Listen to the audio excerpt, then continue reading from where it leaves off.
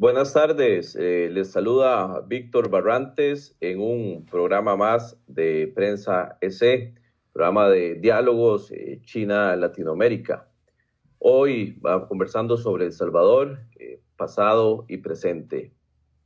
Le damos un agradecimiento especial a Prensa EC por dejarnos llegar a su audiencia y sobre todo también a Juan Carlos Yumiquinga en los controles. Pueden seguir los contenidos de Prensa EC en todas las redes sociales. El Salvador, el pulgarcito de América, llamado así por ser el país más pequeño del continente y que ha vuelto a estar en la mirada de la comunidad internacional gracias a que semana tras semana nos llegan noticias de este país, unas más alegres que otras, pero sin duda alguna no pasa desapercibido. Es uno de los primeros países en poner a circular el Bitcoin como moneda regulada y promovida por el gobierno. También ha empezado a utilizar energía geotérmica para minar criptomonedas. Por otra parte, el eslogan de "La plata alcanza cuando nadie se la roba" de su presidente Nayib Bukele ha alcanzado gran popularidad no solo en El Salvador, sino en muchos países dentro y fuera del continente. Con su selfie en la Asamblea General de las Naciones Unidas, fue un ícono y trajo la atención de propios y extraños. Pero, ¿cuál es la historia de este país, de El Salvador? ¿Qué ha pasado después de los conflictos armados de los años 80 y 90 y tras la firma de los acuerdos de paz? ¿Cómo ha sido su vida en democracia en la historia reciente?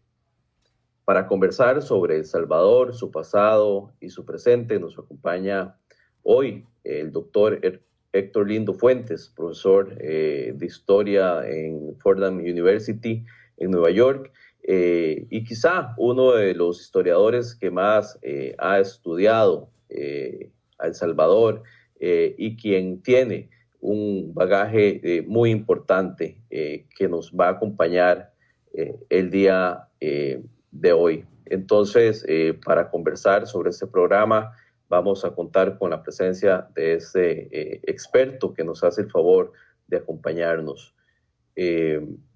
Muy buenas tardes, don Héctor. Adelante, don Héctor. Buenas tardes, un gusto estar con usted. Muchísimas gracias por invitarme a acompañarlo en este programa que parece muy estimulante realmente, y poder hablar con la audiencia en Ecuador, en Costa Rica, en Beijing, me parece una gran oportunidad. Muy bien, don Héctor. Sí, estas son las 7:30 de la noche en Ecuador, y en Estados Unidos, si no me equivoco, son las 8:30 de la noche. Exacto. En Beijing venimos iniciando el día jueves a las 8:30 de la mañana de Pekín. ¿Quién es Héctor Lindo? Para que nuestra audiencia lo conozca. Sé que tiene un gran bagaje en el tema de historia, su doctorado en historia, un PhD en filosofía de la Universidad de Chicago también. Mucho tiempo fuera de El Salvador, vinculado a universidades en Estados Unidos, también consultor del BID y en proyectos relacionados con la educación en América Latina. ¿Quién es Héctor Lindo para contarle también a nuestra audiencia? Mire, básicamente yo soy un salvadoreño curioso de qué es lo que significa ser salvadoreño y de dónde viene este país, cómo se ha formado su sistema político, de dónde viene su cultura. Y aunque llevo mucho tiempo en Estados Unidos, pues mi carrera siempre ha sido en ambos lados. Nunca me he desvinculado. He participado en comisiones, escribo en El Salvador con frecuencia, doy conferencias a través de Zoom, si no se puede personalmente, pero por supuesto estos últimos meses, ya años, con la pandemia, pues es muy difícil mantener presencia física, ¿no? Pero sí, mi carrera ha sido en ambos lados y en parte alimentada por eso, por esa curiosidad perenne de entender cómo hemos llegado a donde estamos, dónde están las raíces del país en el que vivimos. Claro, no, muy importante. dicen que quien no conoce su historia está condenado a repetir los errores del pasado. Y con este eslogan quizá un poco trillado, me gustaría también que usted nos comente, don Héctor, ¿para qué nos sirve la historia? ¿Para qué, sobre todo a los latinoamericanos que muchas veces nos reprochamos el ser cortos de memoria o de una memoria muy corta? ¿En qué nos puede ayudar la historia, no solo a los latinoamericanos, sino en el mundo en general? Bueno, la verdad que la historia nos ayuda a comprender los ladrillos con los que se construyó el presente. El presente es una destilación de momentos del pasado. Tanto en nuestra cultura como en nuestra economía, como en nuestra sociedad, tienen orígenes, tienen raíces. No podemos quitarle las raíces a un árbol sin que se muera. Esas raíces son las que han nutrido el presente. Por eso a mí me parece como muy irónico los políticos y escritores que dicen que hay que mirar al futuro, no veamos al pasado. Pues no tiene ningún sentido. Es decir, es como decir, tengamos frutos, pero olvidémonos de que hace falta tener raíces y que hay que regar esas raíces, ¿no? Para mí es un conocimiento esencial, porque además no es solo cuestión de no volver a cometer los errores, sino que también es de comprender cuáles fueron las consecuencias de cosas que hemos hecho en el pasado, tanto cosas positivas como cosas negativas. Y creo yo que así como no debemos de cometer los errores del pasado, también debemos de tomar lecciones de aquellas cosas que dieron fruto, que fueron exitosas. O sea que no hay que tener esa visión exclusivamente negativa de las lecciones del pasado, también hay lecciones positivas. Claro, así es. Y bueno, recientemente usted publica un libro muy importante al cumplirse ya los 200 años de vida independiente en Centroamérica, que tuvimos un programa muy importante con el doctor Alberto Cortés para hablar sobre el bicentenario de Centroamérica, pero usted hace algo particularmente importante y es que escribe sobre el año del centenario, 1921, en El Salvador, y habla sobre cuestiones que uno diría, ¿por qué volver a 100 años atrás y no hablar precisamente sobre la coyuntura? Pero en ese libro creo que se encuentran claves muy importantes para entender el presente. Tal vez si nos cuenta un poquito sobre ese libro, El Salvador en su centenario, y qué ha significado para usted y qué podemos encontrar ahí, si nos hace el favor de comentarnos un poquito. Y la verdad que para mí fue un poco de sorpresa que el libro resonara tan bien en el año 2021. Cuando comencé a escribir sobre 1921, mi motivación era pues tener un ángulo diferente para las celebraciones del Bicentenario. Pero a medida que fui entrando en materia y comprendiendo muy en detalle todo lo que ocurrió en 1921, me di cuenta que hay una cantidad de paralelos, pero realmente impresionante. Para empezar, hubo un problema de deuda económica muy grande que llevó a un cambio de política monetaria abrupto. Igual que lo que está ocurriendo ahora con los cambios monetarios abruptos que ha introducido el presidente Bukele, y con los mismos resultados, creando un tremendo descontento. Ahora, otro aspecto que creo que es más importante aún, que no es anecdótico, sino que es muy sustancial, es cómo ante una crisis económica había un problema de deuda nacional muy grande que había sido agravado por la pandemia de 1918. Que luego se repitió en 1920. Ante ese problema de deuda nacional, una de las reacciones del gobierno fue comenzar a negociar con actores extranjeros una salida. Y creo que el paralelo más importante y más negativo realmente entre 1921 y 2021 es la total falta de transparencia con que el gobierno enfrentó la situación. En El Salvador, por ejemplo, en 1921, el presidente, se llamaba Jorge Meléndez en aquella época, comenzó a negociar en secreto un empréstito con agentes extranjeros. Y viendo que el país estaba desesperado, que el presidente sentía que podía caer en cualquier momento, Minor Keith, que era el dueño de la United Fruit Company, que en aquella época la viejo United conocido Fruit en Company, Centroamérica. exactamente, era el pulpo que le llamaban. Era la compañía más importante que compraba los bananos de Centroamérica. El Salvador no tenía bananos, pero tenía ferrocarril que lo controlaba Minor Keith. Bueno, Minor Keith aprovechó la situación lo más posible. Es decir, la debilidad de poder de negociación de Jorge Meléndez la aprovechó Minor Keith, pero todo esto se hizo totalmente a espaldas del pueblo salvadoreño. Igualmente ahora, los arreglos que se han hecho detrás del Bitcoin son totalmente opacos. La compañía que está a cargo de manejar el app, que a través del cual se negocia el Bitcoin, nadie sabe ni quién está detrás de esa compañía. Nadie sabe cómo se han hecho las transacciones para comprar unidades de Bitcoin. Nadie sabe cuál es el papel que han jugado los hermanos del presidente para el Bitcoin. Igualmente, en 1921, la familia del presidente estaba muy involucrada en la toma de políticas. En aquella época, en 1921, se hablaba de la famosa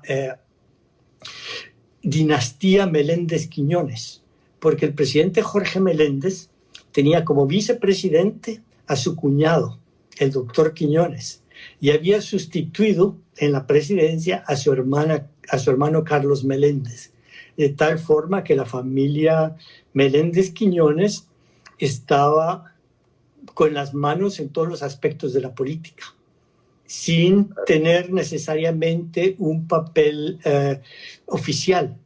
Igualmente ahora los hermanos del presidente Bukele han negociado este arreglo del Bitcoin sin tener ningún papel oficial para ello. Y no se sabe qué tipo de conversaciones han tenido detrás de bambalinas. Entonces, para mí una de las cosas más preocupantes del paralelo entre 1921 y 2021 es esta total falta de transparencia en las motivaciones y los arreglos económicos. Cuando los salvadoreños se lograron enterar que se había negociado con Minor Keith en 1921, se dieron cuenta que se había comprometido todo el ingreso de las aduanas a un 70%. Y no solamente eso, sino que se permitió que un agente estadounidense llegara a El Salvador a supervisar el uso de los impuestos aduaneros, que es la principal fuente de ingresos del país. Así que prácticamente El Salvador perdió su autonomía económica. ¿Y qué es lo que permitió eso? La total ignorancia de la mayoría de la población de los arreglos que estaba haciendo el presidente y su familia a sus espaldas. Me llama mucho la atención que, bueno, viendo ahí algunas informaciones que usted ha publicado muy importantes de la época, se le llamaba en el argot popular chivos a los agentes que estaban un poco vendidos, digamos, al capital extranjero y que manejaban esos negocios y que funcionaban como agentes extranjeros. Precisamente chivo es el nombre del monedero electrónico que se utiliza hoy en El Salvador para manejar esto. Quizá una simple ironía de la historia. Pero hay una cosa más sobre la palabra chivo que me parece que a veces que las palabras le ayudan a uno a comprender más allá de su significado inmediato. En esa época también a los diputados de la Asamblea Legislativa se les decía chivos, porque su único papel era asentir a lo que decía el presidente. Y con el arreglo del Bitcoin fue una cosa extraordinaria. Se anunció la idea un día y 3 días más tarde ya estaba aprobada la ley. Es decir, no hubo ninguna discusión y los diputados de la Asamblea, al igual que los chivos en 1921, simplemente dijeron que sí, siguiendo las instrucciones del presidente. O sea que esa idea de una Asamblea Legislativa compuesta de chivos manipulables se ha reproducido 100 años más tarde. Y es extraordinario cómo todos repitan el mismo cántico. Es como que es un coro de iglesia que todos están leyendo exactamente la misma letra de música y la repiten al unísono. Y es muy preocupante también el que no haya una capacidad de deliberar sobre las políticas públicas, que no haya una verdadera discusión que permite, pues, poder encontrar los posibles errores, poder discutir las posibles implicaciones para el futuro, las consecuencias de las políticas que se toman. Todo eso se ha dejado atrás. No hay discusión, porque el control del presidente Bukele sobre la Asamblea es igual al que tenía, inclusive quizá mayor, que el que tenía Jorge Meléndez en 1921. Claro. No, muy interesante, profesor. Un rol muy importante también que juegan las mujeres en esta época, que usted describe muy bien, entiendo, en su libro, personas, mujeres como doña Prudencia Ayala, que encabezaron, ¿verdad?, un movimiento muy importante también en defensa de otros derechos civiles y políticos de su época. Muy interesante el rol activo de las mujeres en ese momento. Definitivamente. Y se puede extender eso a toda una sociedad civil de grupos de obreros y artesanos que estaba surgiendo y que estaban como que flexionando los músculos por primera vez en la política salvadoreña. Y se hicieron sentir porque hubo manifestaciones muy grandes, algunas de ellas reprimidas por el gobierno. Cuando se hizo el cambio monetario, las mujeres del mercado, las vendedoras, ellas fueron las que convocaron a una manifestación y el gobierno lanzó al ejército contra ellas, armado. Hubo una verdadera masacre y ellas respondieron con piedras, al grado que murieron 10 policías lapidados, por lo menos 10 policías que nosotros sepamos, porque las noticias son como muy esporádicas sobre este movimiento. Pero en eso también hay un paralelo de esa sociedad civil incipiente que está flexionando su músculo. Yo creo que ahora en El Salvador la sociedad civil está despertando y se ven ya manifestaciones de cierta envergadura que posiblemente sea solo el comienzo. Así es. Muchas gracias, profesor. Vamos a ir a un corte de nuestros anunciantes y volvemos en breve para seguir conversando, esta vez sobre qué ha pasado en El Salvador después de 1821 hasta el presente y hablando un poquito también sobre lo que sucedió en el conflicto armado y los planes de paz y qué pueden significar hoy para El Salvador y para toda Centroamérica. Adelante, Juan Carlos.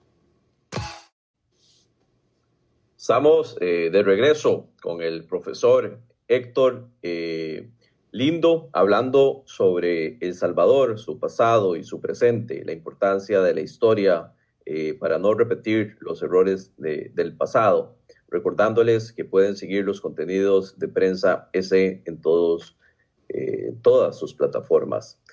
Profesor, hay un personaje muy importante también en la historia de El Salvador, que es Maximiliano Hernández, este heredero que continúa a la dinastía del presidente Meléndez, conocido también como el brujo de las aguas azules, seguidor de la teosofía y de quien se cultivaron muchos mitos en torno a su persona, pero que también la historia se ha encargado de desmitificar muchos de esos hechos. Algunos hacen algunos paralelismos también entre Maximiliano Hernández y el presidente Bukele. Tal vez nos cuenta un poquito sobre los mitos y de de este personaje, Maximiliano Hernández, y cómo se le ha llegado a comparar también con el presidente Bukele, quien quizás sin saberlo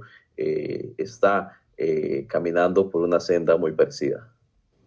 Bueno, primero déjeme explicarle por qué este personaje es tan importante en la historia de El Salvador.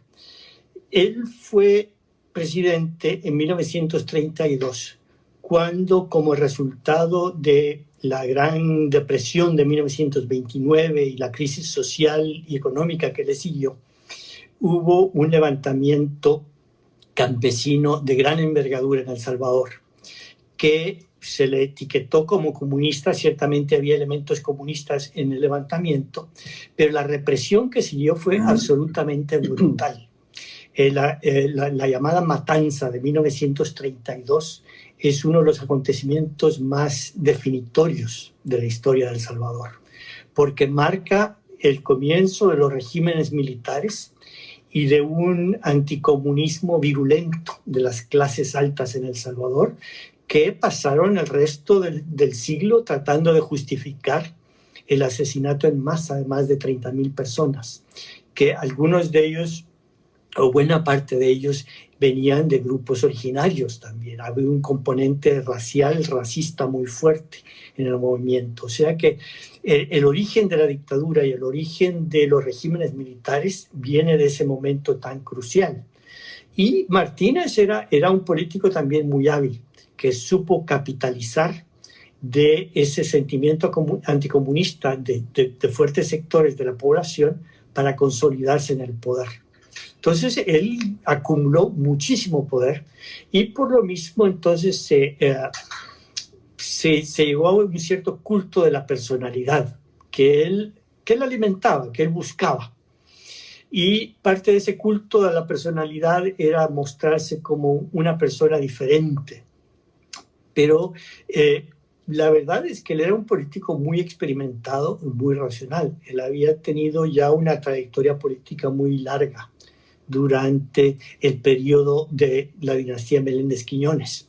Él había subido y había jugado papeles políticos por un par de décadas. Entonces no era alguien que estaba improvisado. Y su imagen es la imagen característica del personaje autoritario, del gobernador autoritario. Y la estrategia que él utilizó para subir al poder se puede equiparar a la estrategia que ha utilizado este señor Bukele. Para empezar, ambos consolidan su poder aprovechando una crisis. La crisis del levantamiento campesino de parte de Martínez y la crisis del COVID, que la aprovechó brillantemente Bukele para consolidar su posición en el poder y para hacerse muy popular, tomando gestos populistas como lanzando campañas para distribuir alimentos a la población, pero a título personal, de una forma muy personalista, típica de los dictadores populistas.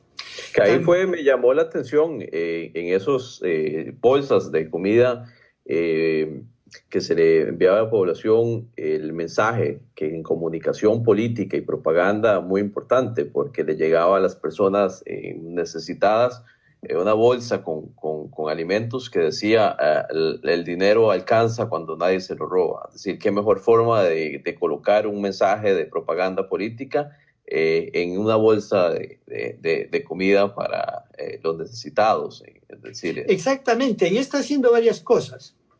Por un lado, el gesto populista de regalar. Por otro lado, el regalo personalizado. Viene de Bukele, viene de Nuevas Ideas.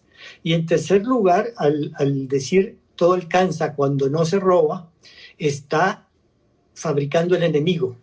Está etiquetando a los gobiernos anteriores. Entonces él está creando esa distinción muy clara entre este gobierno populista que se preocupa de la gente normal y corriente y el enemigo que es el establishment del pasado. Y él tenía además la tarea de debilitar a los dos partidos tradicionales, al partido de derechas y al partido de izquierdas. Entonces él los etiquetó como los mismos de siempre. el establishment político. Los puso en la misma caja. Y como me dice usted, desde el punto de vista de estrategia de comunicación, es brillante. Y ese es el mayor talento de este equipo en el poder, que saben manipular las redes sociales, saben manipular los mensajes muy bien. Y tienen dos maestros. Y en eso han sido muy claros, además. Por un lado, Donald Trump. El presidente Bukele, cuando llega al poder, todavía está de presidente de Estados Unidos Donald Trump, y él buscó acercarse lo más posible. El embajador de Donald Trump en El Salvador era pues muy cercano al presidente Bukele y muy claro seguidor de Trump. Y en ese momento la relación entre Estados Unidos y El Salvador era muy buena. Hoy eso ha cambiado. Y el otro ejemplo, además de Donald Trump y su uso de las redes sociales y el uso de fake news y todo ese tipo de estrategias, el otro ejemplo es Hugo Chávez. Los asesores que tiene Bukele son venezolanos. Venezolanos que curiosamente han trabajado también para la oposición en Venezuela, pero que aprendieron mucho de las tácticas exitosas de Hugo Chávez y de Maduro. Entonces aplican tácticas muy similares y a veces prácticamente calcadas. Pero ahí lo interesante es el énfasis que se le pone a la comunicación política, a los mensajes visuales, al uso de las redes, positiva y negativamente, porque también hay mucha comunicación política negativa. Hay ejércitos de troles que atacan a cualquiera que se atreva a criticar al presidente Bukele. Si, por ejemplo, yo o cualquier otro escribe un tweet negativo al presidente, lo primero que recibe como reacción son los ejércitos de troles con insultos, con frecuencia insultos sumamente vulgares que los caracterizan. Pero es esa atención que le ponen a la comunicación a través de las redes sociales lo que llama la atención. Claro. Muy, muy importante. Esa época de El Salvador, entre 1921 y 2021, que usted bien conoce y que ha estudiado, tiene también capítulos muy nefastos en la historia de El Salvador, que tienen que ver con el conflicto armado que se vivió. Fue una época para El Salvador que por lo menos entre del 60 a los 90 fue marcada por mucha violencia. Y ahí, lastimosamente, hay capítulos como los de el gran poeta Roque Dalton, que murió, no necesariamente en el conflicto armado, sino más bien a manos de sus compañeros de equipo, se podría decir. Pero por otro lado, también la muerte de Monseñor Romero, que impactó y que volvió los ojos también hacia El Salvador, pero capítulos como la matanza del Mozote, que también ha sido reivindicada en la historia. Y pareciera que el presidente Bukele tiene la intención de decir, olvidémonos del pasado y veamos al futuro, ¿verdad? Pareciera que ese ha sido un poco su impronta que ha querido marcar. Pero este capítulo muy triste de la historia salvadoreña no puede olvidarse. Cuando se habla de las maras en El Salvador, un salvadoreño amigo que fue director de o que le tocó el proceso de la nueva policía en El Salvador, de la Escuela de Policías, Víctor Valle, hablaba de que mucho de la violencia de las maras también en El Salvador puede deberse a una violencia aprendida también de lo que se vivió en los conflictos armados. ¿Cómo se vivió en El Salvador ese conflicto y después los planes de paz y cómo esa nueva vida en democracia, El Salvador, ese nuevo entrar en democracia, puede explicarse también a través de los conflictos armados y cómo se aprendió de eso para no repetirlos? Es decir, ¿está El Salvador vacunado contra el autoritarismo y está El Salvador vacunado contra estos golpes autoritarios y esos enfrentamientos cruentos entre ciudadanos y Estado? Bueno, uno quisiera creer, pero no estoy seguro, y de hecho últimamente el gobierno de Bukele ha tomado un giro autoritario y todavía es bastante popular.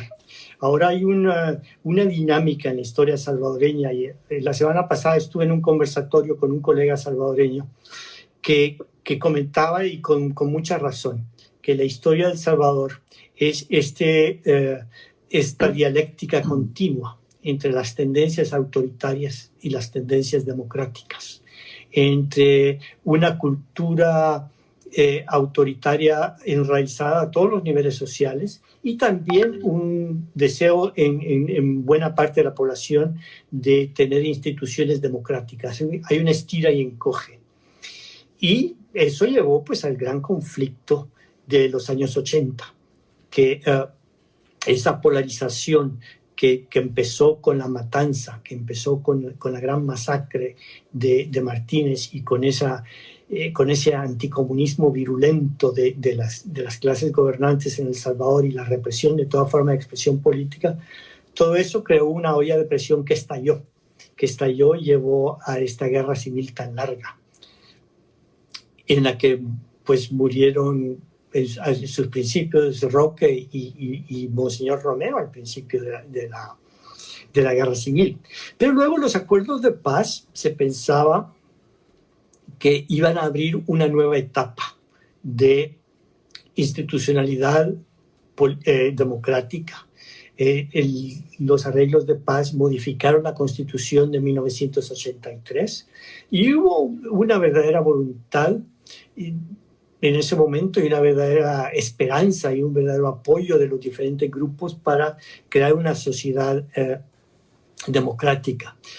Pero últimamente lo que se ha visto es un regreso a un mensaje autoritario de parte del presidente Bukele, de querer controlar el poder legislativo y el poder judicial y de acercarse lo más posible al ejército y de tratar de suprimir todo tipo de expresión libre. Es uno de sus principales enemigos, y en esto tiene mucho en común con el dictador Martínez también, es la prensa. Él ha creado una prensa controlada por el Estado, una publicación que se llama Diario El Salvador, que es puro órgano de propaganda, pero desvergonzadamente órgano de propaganda. Y con frecuencia hace uso, al igual que hacía el presidente Martínez, de cadenas de radio. Obliga a todos los medios a entrar en cadena y él lanza discursos para presentar una visión muy positiva de su régimen. O sea que hay este estira y encoge entre una sociedad con tendencias autoritarias y la existencia de fuertes segmentos de la población que yo creo que han ido creciendo y que se han ido consolidando con el deseo de una institucionalidad democrática en el que haya por lo menos la capacidad de expresarse y la capacidad de debatir la problemática del país. Claro. Hoy tenemos el privilegio también de tener una pregunta, comentario de la doctora Ilka Tremiño, la directora de Flaxo Costa Rica, quien gentilmente nos envía una pregunta. Entonces, tal vez Juan Carlos, si nos ayudas con el video de la doctora Ilka Tremiño para el doctor Héctor Lindo, que nos acompaña hoy. Doctor Héctor Lindo Fuentes, le envío un afectuoso saludo desde Flaxo, Costa Rica. El Salvador, desde la transición a la democracia, mostró límites a la democracia social. Su proceso tendió más al establecimiento de una democracia formal. No obstante, al observar las series de datos de Varieties of Democracy, a partir del 2010 sobresalió del conjunto de los países de la región, exceptuando a Costa Rica, por contar con avances en la democracia liberal, participativa, deliberativa e igualitaria. Incluso en el año 2010, el apoyo al sistema político superó al de Costa Rica, según los datos del APO. No obstante, actualmente los indicadores nos alertan más bien de un rápido proceso de regresión democrática.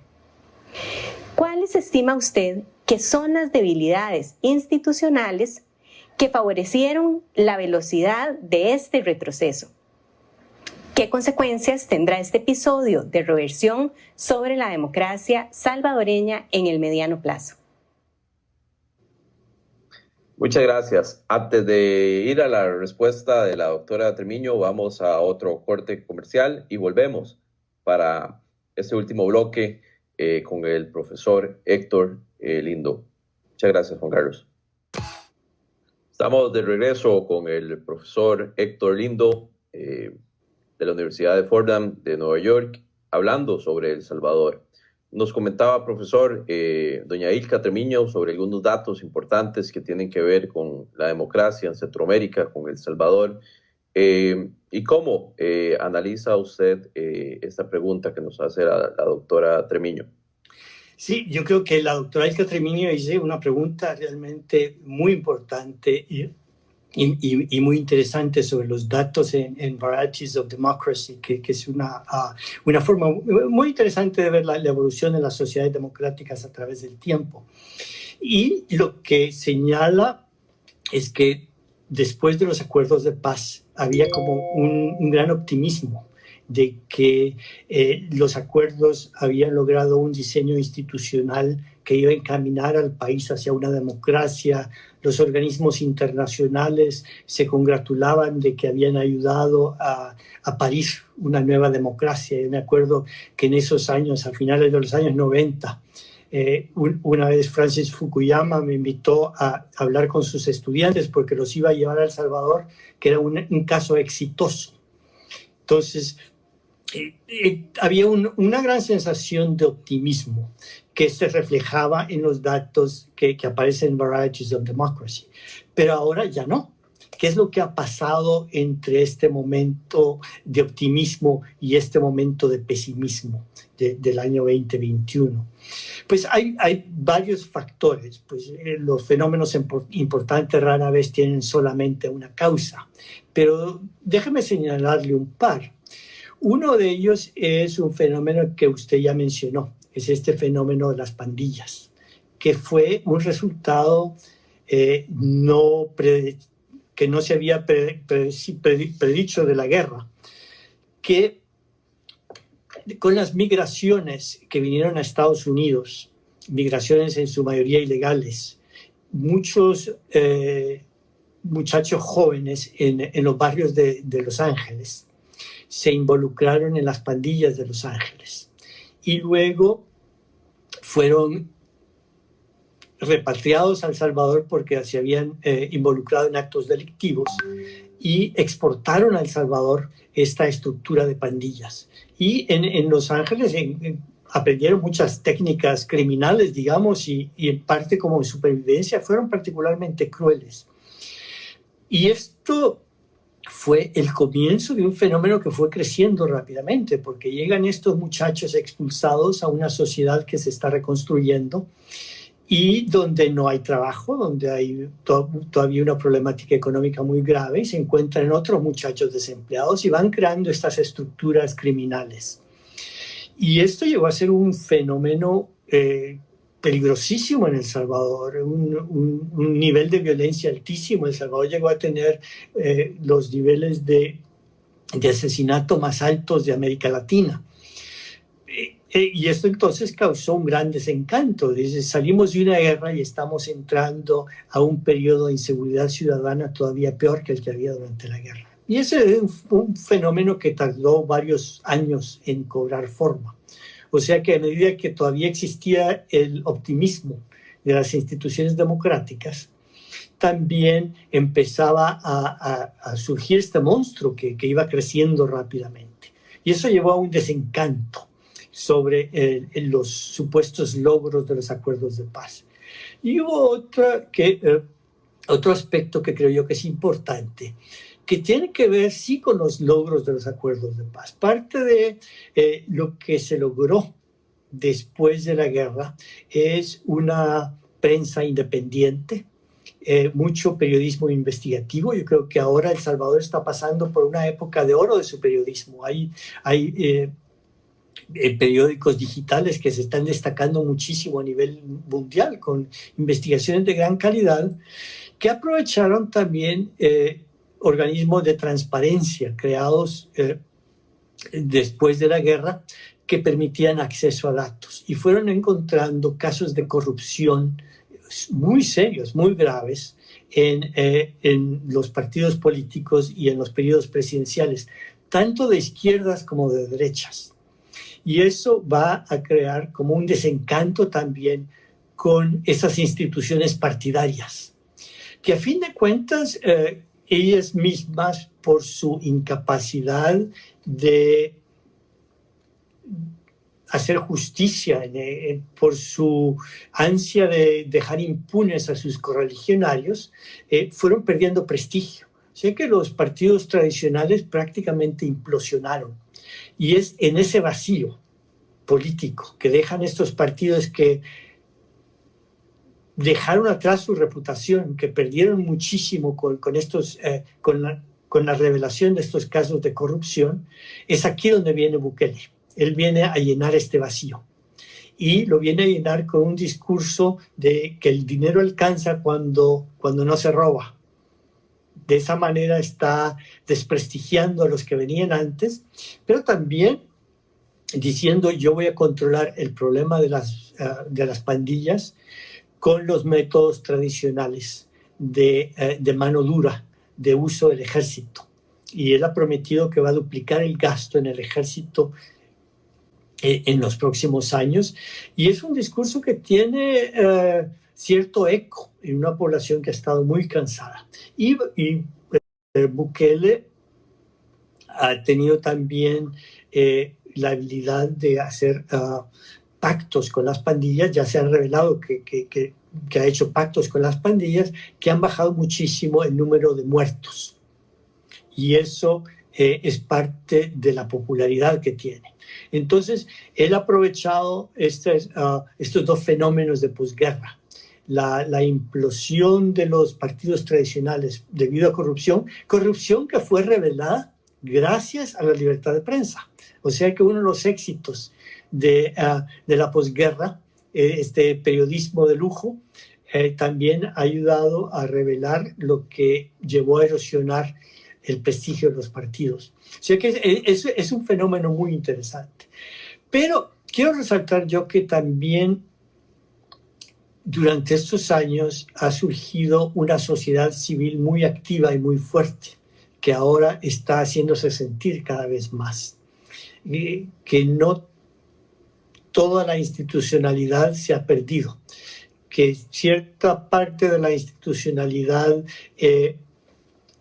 de gobierno ha mostrado grandes debilidades, en parte por la voluntad del grupo en el poder de simplemente ignorar el marco legal. Pero la institucionalidad fuera del gobierno todavía mantiene fortalezas. Y con esto me refiero a periodistas y a grupos de sociedad civil, de mujeres, de grupos de abogados, de todo tipo de grupos que no se dan por vencido, y yo creo que todavía hay esperanza, digamos, pero sí, la tentación autoritaria ha regresado debido a la revelación de casos de corrupción y al trauma que causaron las pandillas al crear un ambiente tan violento, tan inseguro, que ha provocado también una migración de gran envergadura fuera del país. Claro. Aprovechamos para dar un saludo a las personas que nos reportan su audiencia, tanto en Eladio Gamboa Chacón, desde el Recuarto de Grecia, en Costa Rica, a Oderí Castillo Álvarez, también en Costa Rica. Y continuamos, doctor. En los tiempos recientes de El Salvador y con la entrada en el poder del presidente Bukele, acudimos a unos acontecimientos que se podrían considerar como un giro hacia el autoritarismo. Tienen que ver primero con la toma del Congreso por parte de los militares en su momento, pero también recientemente una intromisión muy importante en el Poder Judicial. Y sabemos que el Poder Judicial en todos los países es un garante de la estabilidad democrática. Tiene que ver también con la remoción del fiscal general y la última o reciente orden también para que los jueces mayores de 60 años dejaran sus cargos. ¿Cómo se puede analizar en clave democrática esos últimos acontecimientos y cómo afectan la vida democrática en El Salvador? Bueno, es un asalto al Estado de Derecho. Es simplemente el deseo del presidente de ignorar la división de los poderes del Estado y de no comprender que la división de los poderes del Estado es esencial para una gobernabilidad sostenible. Pero él ignora totalmente esto. Todo esto tiene sus raíces en el hecho de que el partido en el gobierno tuvo un triunfo muy grande en las elecciones legislativas y logró más de los 2/3 de los diputados. Entonces está por encima de cualquier mayoría calificada. Y los diputados simplemente obedecen a los dictados que vienen de Casa Presidencial. Y con ese poder simplemente se ha saltado por la borda las limitaciones constitucionales, porque tanto el reemplazo de los miembros de la Sala de lo Constitucional como el cambio en el fiscal general de la República, como en la destitución de los jueces de más de 60 años, simplemente se ha saltado la letra de la ley, como lo está haciendo ahora con el intento de reelegirse. Todavía no lo ha dicho con toda claridad, pero las señales están muy claras. La Sala de lo Constitucional, elegida por el Partido Nuevas Ideas, hizo un dictamen que decía que la reelección del presidente era posible, totalmente en contradicción con lo que dice el texto de la Constitución y con lo que dice la tradición constitucional salvadoreña, pero es una contradicción flagrante. Asimismo, el proceso que se siguió para nombrar los miembros de la Sala de lo Constitucional está totalmente en contradicción con los pasos que estipula la Constitución para nombrar jueces de la Corte Suprema de Justicia.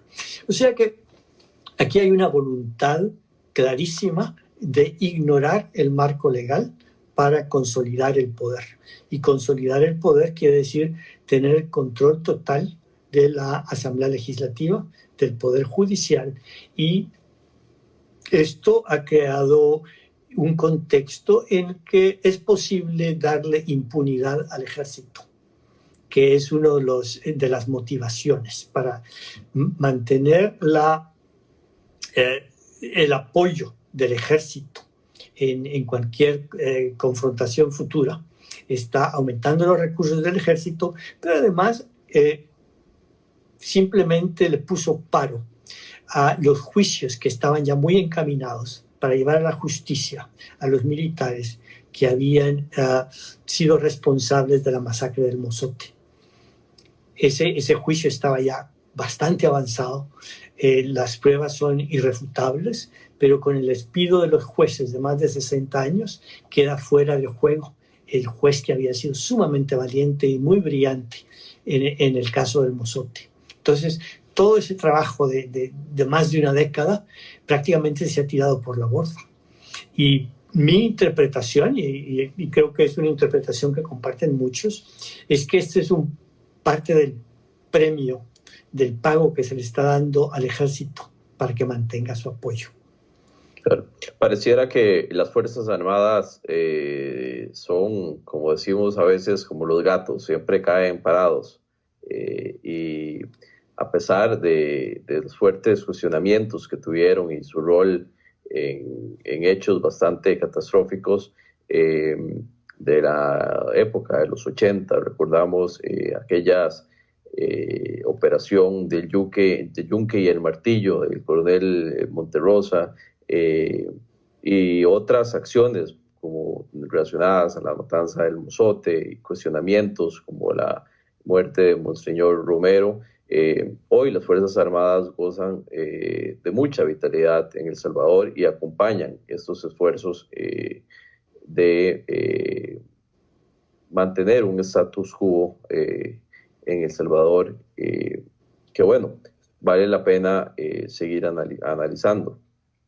Sí, de hecho, uno de los cambios más visibles después de los acuerdos de paz fue el repliegue de las Fuerzas Armadas de la vida política. Y eso había unanimidad, que era un gran logro. En todo eso se está retrocediendo muy rápidamente. El presidente Bukele empezó por decir que él iba a abrir todos los archivos militares de la época de la guerra para que se pudieran perseguir todos los casos. Pero a medida que comenzó su deriva totalitaria, empezó a retroceder en todas esas promesas que había hecho. Y el resultado ha sido que los archivos del ejército se le han negado al Poder Judicial y los cambios en el Poder Judicial han beneficiado tremendamente a los militares que están acusados de crímenes de lesa humanidad que no prescriben. Yo lo que estoy esperando es que ahora la nueva Sala Constitucional decida que simplemente se va a mantener la impunidad de todos los actos que se cometieron en la época de la guerra. Como premio al ejército por seguir apoyando al presidente Bukele. Así es. Sabemos que los países son más que sus gobiernos y El Salvador ha destacado al ser o por ser un país pequeño en el continente, no ha significado ser un país menos importante, un país lleno de cultura, de grandes escritores, de grandes pensadores, un país donde se reunieron en algún momento muchas personas que se formaron y luego llegaron a ser presidentes, tanto en Chile, en Guatemala, en Costa Rica, y un país que también de una gran historia, de la cual los centroamericanos también podemos aprender mucho. Y bueno, nos encontramos ya en el final de este programa y agradeciendo mucho al doctor Héctor Lindo por acompañarnos y por llevarnos a cultivar un poquito más sobre el conocimiento de la región centroamericana, de este bello país como es El Salvador, con sus playas, sus pupusas, pero además con la calidez de los centroamericanos. Doctor, muchas gracias por su tiempo.